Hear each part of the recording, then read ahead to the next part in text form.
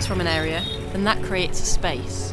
And if there are still resources available within that area, like garbage or other types of waste that dogs can feed on, then new dogs will move into that area.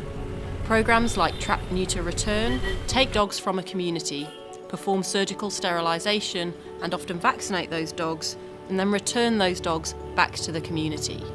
And they act as a buffer or a barrier against sick, unhealthy or aggressive dogs moving into that community.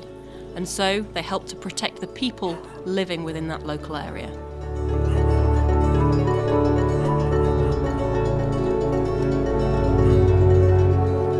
The challenges faced by dogs on the street are numerous. They need to be able to find somewhere safe, comfortable and warm to sleep at night. They need to be able to find food and water, and they also need to be able to avoid human conflict and inter-dog aggression.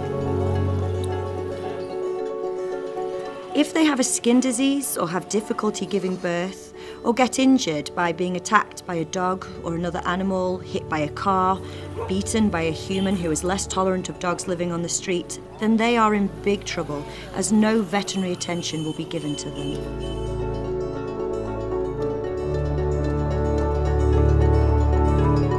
Many projects use equipment to catch dogs, but it's becoming increasingly recognised that hand-catching street dogs is both practical and good for animal welfare. Hand catching may also help